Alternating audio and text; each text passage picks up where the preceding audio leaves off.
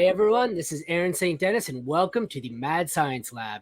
You can catch me on Twitter at FFMadScientist. You can also find my work at Player Profiler, DLF, King Fantasy Sports, and the League Winners. Today I'm going to be continuing my series on rookie draft My Guys. Today's guest is Hutchinson Brown. Thanks for joining me, Hutchinson. Tell us about yourself. Thank you so much for having me on the show. I appreciate it. But yeah, I'm Hutchinson Brown, and you can just, if you want to check out any of my content, you can follow me on Twitter.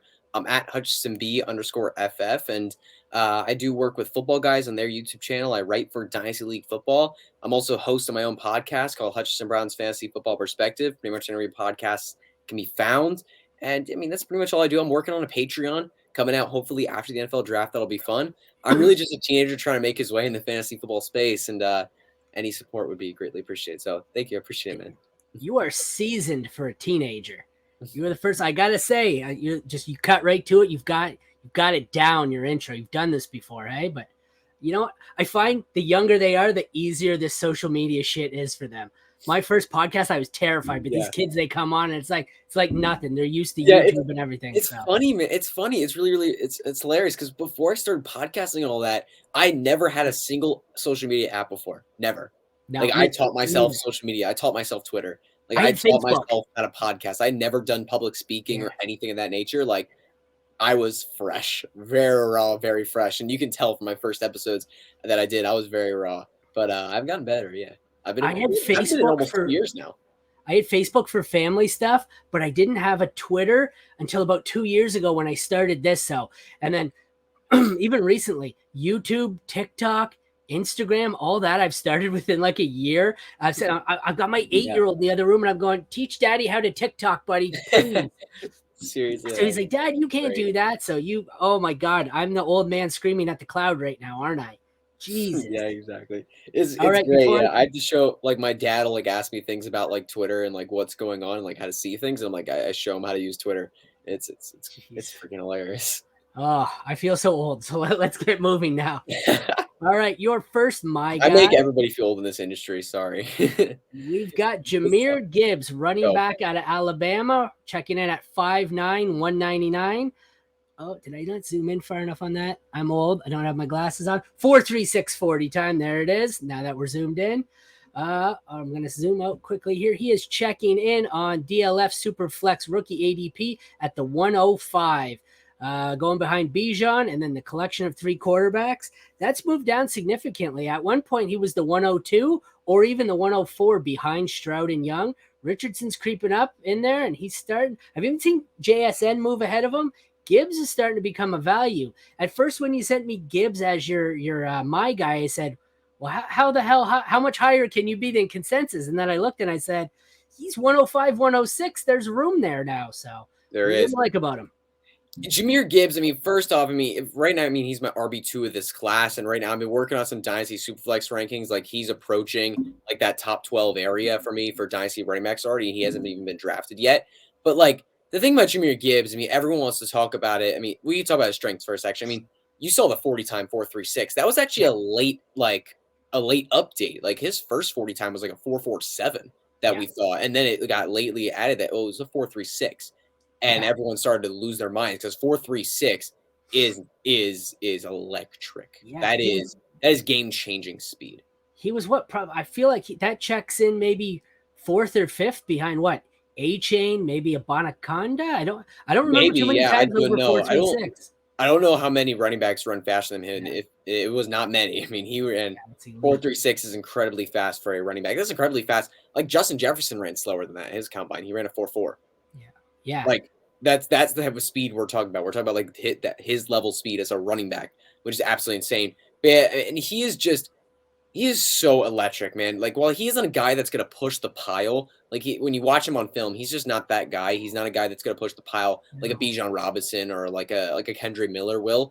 But he is somebody who he's actually very impressive as an inside runner. When he sees a hole, he hits it hard and he hits it fast. This dude can go. I can't. It's funny. I can't snap my fingers, but I will snap my fingers. I don't think I'll make a noise. But he can go 0 to 60 like that. Well, it actually kind of made a noise. He can go 0 to 60. Don't feel bad. What's that? I can't whistle. Don't feel bad. I can't whistle either, though. So that's the problem. I can't do either. Yeah. But Yeah, yeah, he goes 0 to 60 just like that, man. Just like it's just so electric, man. He's so explosive. He has such a burst on him. He's not just straight line speed. His change of direction is insane. He is so elusive. He's just a playmaker, man. He's just the such a weapon. When I receiving. think of Jameer Gibbs, the word that comes to my mind is weapon. Get this guy in space, get this guy the ball and let him work. Like that's really what he is. He's not a guy that is a traditional running back, a traditional runner where he's going to take 250, 300 carries and some receptions. He's a guy that should be getting under 200 carries, but getting a boatload of receptions. Like we saw, Yeah, if he were put in a role, like Alvin Kamara was early in his career when he was that's my comp. that is Yeah. Alvin Kamara. Do you say that was his comp? That's my comp right there. I was going to say if he Yeah. goes to New Orleans and Kamara's suspended, Kamara may never get his job back. Kamara, the thing about Kamara comp though is Kamara's 215. Like Kamara's Yeah, he's a lot bigger. Yeah, he's a lot bigger. I would say more like an Austin Eckler kind of comp because Austin That's a Eckler is good more comp. around that size. He's about 2. Yeah. I think Austin Eckler's around 205, like 200, 205 pounds. Like Yeah. he's more around Jameer Gibbs' size. But Yeah. I think if he were to be That's a put in good that Alvin Kamara role, like early in his career, like Alvin Kamara was with Mark Ingram, like that is a role that he could be a superstar for fantasy. Not just Austin like, all Eckler's right, not he's shabby, solid as though. RB2. Like a legit superstar. I mean, we see, Yeah. you said we see Austin Eckler for fantasy, like Yeah. superstar. Like, and I've put this out on Twitter, I've put this out on other podcasts. I genuinely have it's a hot take. I genuinely believe that there's a realistic chance that after this year, Jameer Gibbs is the RB1 in Dynasty, the consensus RB1. Over Bijan, over Breece Hall, over Jonathan Taylor, over everybody. I genuinely believe that at the end of the season, Jameer Gibbs could be the RB1 in Dynasty. I think that's a realistic outcome for him. I could see that with the right landing spot. Just insane. If he goes to the right scheme, Yeah. he could be scary in a either like a New Orleans type offense where he runs a Camaro roll or an Eckler roll. Excuse me, or if he goes to a Miami where they spread the field, he could be lethal in the right landing spot. Think he creeps into the first round?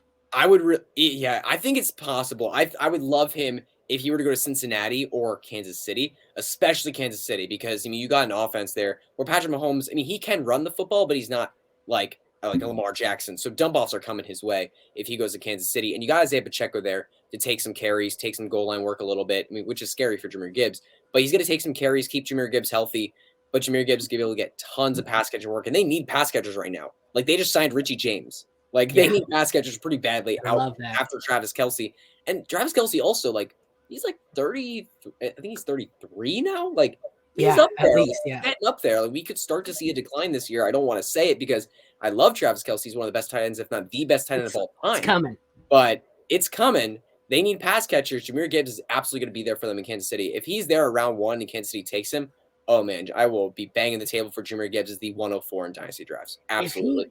If he goes to KC, he could be a value in redraft leagues because everyone's going to have CEH nightmare, reliving. Yeah, everyone's going to be worried about the CEH. It's CEH. Right off the bat, he'll go from an Eckler Kamara comp to CEH 2.0, and I'll take that. He will be. Everyone's going to be worried about CEH. Absolutely. I like that. So, all right, let's move on to dealer's choice, Washington or Kendre?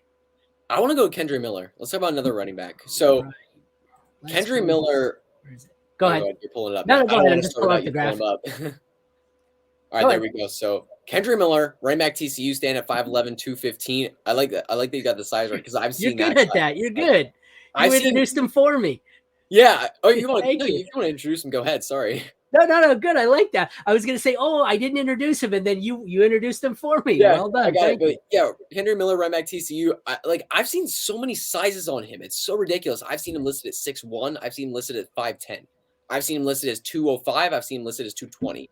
Like I'm gonna have his weight and size are all over the place. But according to like NFL.com and most trustable sources, he's like 5'11", 215. So I'm really hoping that's his weight and size because I mean that's what he looks. I would guess if I were to guess him based on just his looks, he's around 5'10", 5'11", 215.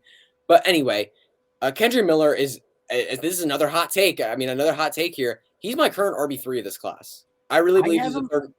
I think I have him at 5. Sorry, just one sec. I'm looking. Oh, yeah. I looked and I said, "Is that graphic really out of date?" I know he didn't do anything at the combine. He didn't do anything at combine. He did run at his pro day, and I didn't have that in there. His pro day, he ran a 4.58 40, 43rd percentile. It's not great. It's not terrible. He checks in at his pro day. He checked in at 5'11", 215. So the measurements are accurate. So he's a decent sized running back with, decent enough speed for a guy his size. So he's definitely good. One sec. I'm just checking here. Kendre Miller, where do you think he's going in DLF Superflex? In rookie drafts. Yeah, rookie drafts. I think he's going around like the 204 right now. I think that's where I'm seeing him mostly. 21 overall, which is low for me. That's late. That puts him. That is so late. I think 204 is a value. Right now, I have him ranked as the 10th rookie in this class. Right now, like 10th overall in this class. I'm ranked as the 10th best player in a rookie draft.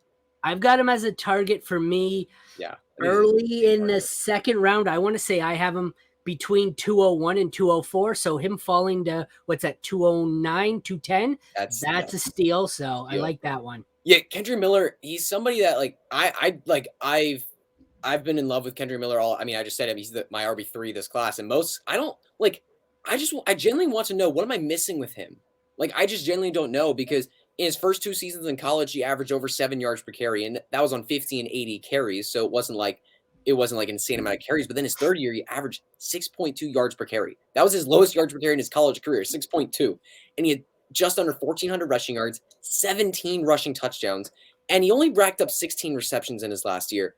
But he looked smooth catching the ball. I've watched a lot of film on a lot of prospects lately, but specifically on Kendre Miller, I've watched a lot of him catching the football. I tried to find as much catches as I could. He looks smooth. He can catch a screen. He can take a dump off, and he can go. You know who he reminds me of is Ken Walker.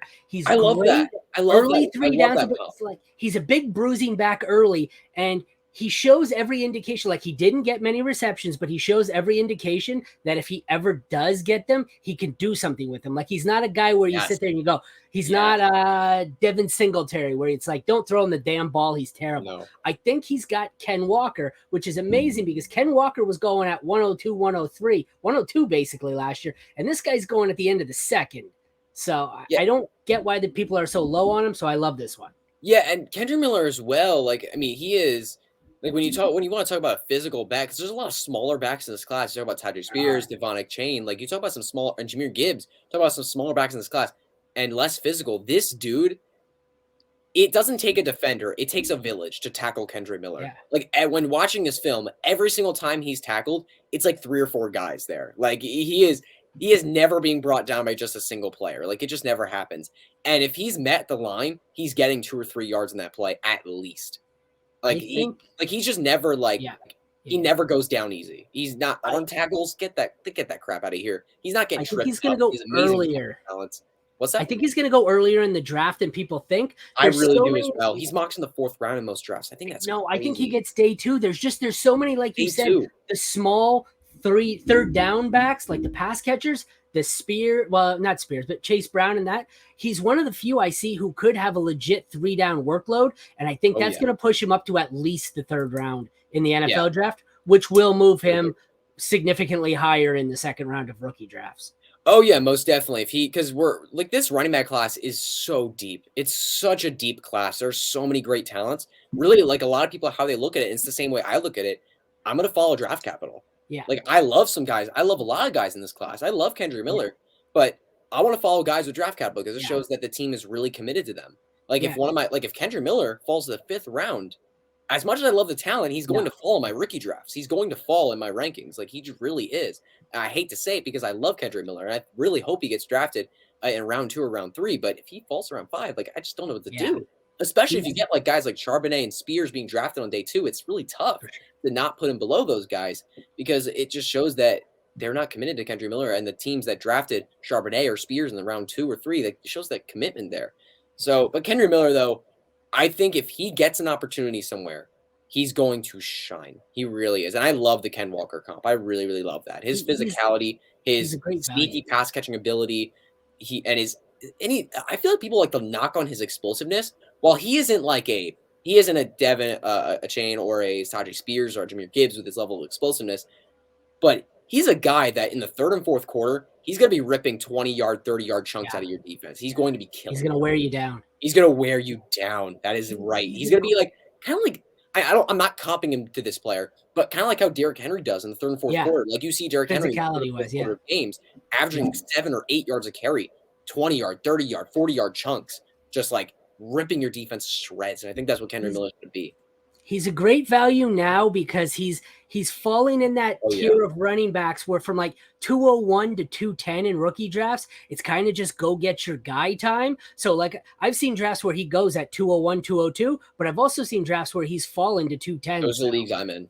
Yeah, he could go anywhere. So in a lot of leagues, he's a great value. I think I have him my last check.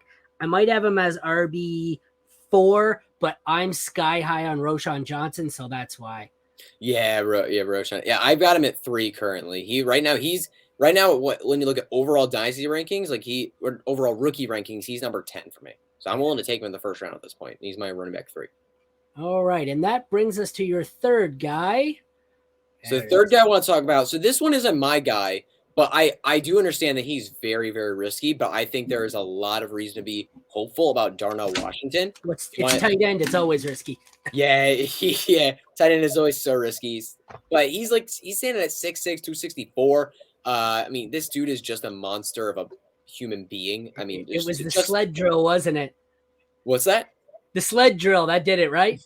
Yeah. He went up like 3 rounds in ADP on the sled drill alone. God, that was absolutely insane. You watch, especially when you compare it to the other tight ends that did it. Oh my goodness, he looks like a beast. He had better technique, which helped a lot, I think, too. He stayed low to the ground with his pad level, and yeah, seriously, he's an excellent blocker. But overall, he's an excellent athlete. 264 pounds to run a 4.64 40. That imagine that man running at you, you're terrified. He's another one where did he test at his pro day? I don't have this one up to date. I don't remember. I think he did, but I don't remember the time. I'm bringing it up right now. I have a site that has them, but it doesn't list whether they're projected or if he did run in his pro day. They have him as a 4.64, which would be incredible. That was 82nd percentile. Was it his combine? That was his combine time. Oh, okay. See, how was that? I don't know why 82nd. I don't know why I don't have that there. I have him listed as not running. I think he may have been a late one to be added to the NFL website, and that's why I missed him. Gotcha. Yeah, but no, he ran a 4.64 at the combine. Yeah. And watching the film on him, he's like the speed shows. He's an impressive athlete. He really is. So when I watch the film, he's a very impressive athlete. It's tough though. When you watch the film, you also see a lot of Brock Bowers, and he's arguably going to be when we look at him in 2024, he's going to be arguably the best tight end prospect of all time. He really is insane, and I can't wait to talk about him. He's going to be insane. But I also want to talk about something real quick too with Darnell Washington. A lot of people want to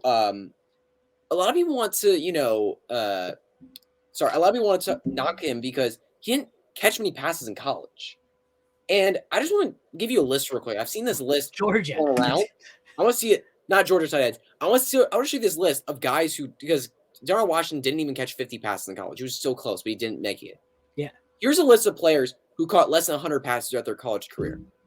Rob Gronkowski, Travis Kelce, Jason Witten, Greg Olsen, Tony Gonzalez, Jared Cook, Vernon Davis. Yeah. All less than 100. And less than 50, George Kittle, Jimmy Graham, Antonio Gates, and Julian Thomas. To be fair, some of the players on the list did play other sports in college, so they didn't have as much time. But the point shows that it doesn't always matter. They had a pretty stacked receiving core at times there to take his targets. So yes, as well. You have Brock Bowers on the team too. It's really tough for him to get receiving stats when you have Brock Bowers in the way. So overall in Washington, sorry, were you saying something? No, I was going to say maybe this is my Saints fandom, but I see him as a slightly smaller Jimmy Graham as his ceiling. He may miss, but I think he could be a monster in the red zone if he manages to pound out his game. Oh, my goodness, yeah. Yeah, here's the thing with Washington. He is so risky because when you see a 6'6", 264-pound athlete like he is, as well as he's blocked in college, he could immediately be turned into just a blocking guy and maybe sometimes using the red zone. That's he's pretty raw too. And he is raw. He is very raw as a pass catcher. He's going to have to get some work. But that would suck for fantasy. It really would. It would be like a Mo Cox and how he's been for fantasy. Sometimes he'll catch a touchdown every once in a while, but otherwise he's just not helpful. He's just not going to be helpful for fantasy in that role. But if a team, I really want to look for the draft capital. If a team drafts him in the early first, which there's been buzz of, or maybe early second, if there is that draft capital, I'm going to be in. I'm going to be drafting him a lot. That's what I Because was about to say. Yeah. it shows that a team wants him to be a primary part of their offense. Well, And if he's a primary part of an offense as a pass catcher, with his athletic ability, this dude's going to be a problem. You had a couple of teams saying they wanted to draft him as a tackle. just because of his size and insane. I mean, he really is insane. That's why I need the draft capital. If you're drafting him in the first round or early day 2, you're not drafting him to play him as a tackle. You're drafting him like I would love if he goes. I don't think he'll go this high, but you never know. He goes 15 to Green Bay. Oh, that would be insane. Good oh my Lord. goodness, I'd be all in. I would be banging the table like if I saw that like on the draft live stream, I would lose my mind. Like I would literally lose my crap if I saw Darnell Washington go 15th overall. Like because I've been so hated on Twitter a lot for my Darnell Washington love, and to see that would be awesome. DLF Superflex ADP currently has him at 28. I've seen that third rounder too. He's a third rounder right now. Like he is cheap. That's what I mean though. So okay, excuse me. When the pre-draft process started, you were getting Mayer or Kincaid, whoever people liked, tail end of the first round. The depth of this class has pushed down to where I'm seeing nobody take a tight end any earlier than 206, which is leaving. Sometimes Washington's that first tight end, but a lot of times it's Mayer or Kincaid. Most of the time, I very rarely see Washington first. And then people just say, "Oh, screw it, I'll take Mayer." And he ends up falling to the middle of the third in a lot of leagues. At that point, you can't go wrong because if he misses, it's a third round pick. Who cares? Yeah, seriously. Like you want to like in fantasy when you look at the tight end position, look at all the guys at the top. These guys are athletes: Travis Kelce, George Kittle, Darren Waller, Mark Andrews, Evan Ingram this past year at some times. These guys are athletes. Like guys who can make damage with the ball in their hands. Darnell Washington, I mean, Michael Mayer is a solid athlete. Don't get me wrong. He's very solid. And Dalton Kincaid also a very solid athlete. But Darnell Washington is beyond those two when it comes to being an athlete. At his size, the fact that he can move the way he can move is not fair. It's just simply not fair. Like he really has a gift. Huge. And if a team unlocks that, uses him right as a pass catcher and like unlocks that ability, he's going to be a big problem and he's going to be a productive fantasy asset. So absolutely a third. I mean, obviously, like, look, obviously I said earlier, there's risks. If he gets turned into a tackle, like we've talked about, like that's going to suck for fantasy, but you're taking him in the third round. So I love taking shots on Darnell Washington. I'm not willing to overpay for him in the early second. I don't want to overpay. That's why he still ranked as like, for dynasty purposes, he's still ranked as my tight end 3 in this class because of that risk. Like, I do love him, but for fantasy, he's ranked as my tight end 3. I think overall he's the best tight end in this class. But Mayer's safer. A little different. My Mayer and Kincaid, I think, are a little bit safer. But Darnell Washington, I still love taking those shots. I think he's very much worth it. I do. I love him. Like I said, I'm exactly with you. I'm not willing to take him earlier where people are taking Mayer. I don't even think I'm willing to take Kincaid there. I think Mayer, the difference is he's safer because he's more well-rounded and he's a little more polished. Washington, I think, has the potential. He's just a little bit more raw. So, but at a round discount, it's worth the shot. So, definitely. All right. Thanks for joining. Is there anything else? Like I said, take another shot to promote yourself here on the way out. Oh, thank you. I appreciate it. But yeah, you go follow me on Twitter at HutchinsonB_FF. I work with football guys in their YouTube channel. I write for Dynasty League Football, otherwise known as DLF. And check out Hutchinson Brown's Fantasy Football Perspective, my fantasy football podcast, pretty much anywhere podcasts can be found. But yeah, I really appreciate it. I'm just a teenager trying to make his way in the fantasy football space. So any support would be appreciated. Yeah, thanks for joining. It was a pleasure. Appreciate you joining, and it was great. I like all three of your guys, to tell you the truth. Thank you. So this has been My Guys with Hutchinson Brown. Thanks for watching, everyone. This is going to be a continued series of My Guys. I think I'll be releasing one a day, hopefully getting all the way through to the draft. So thanks for watching, and tune in again to Mad Science Lab. Have a good night.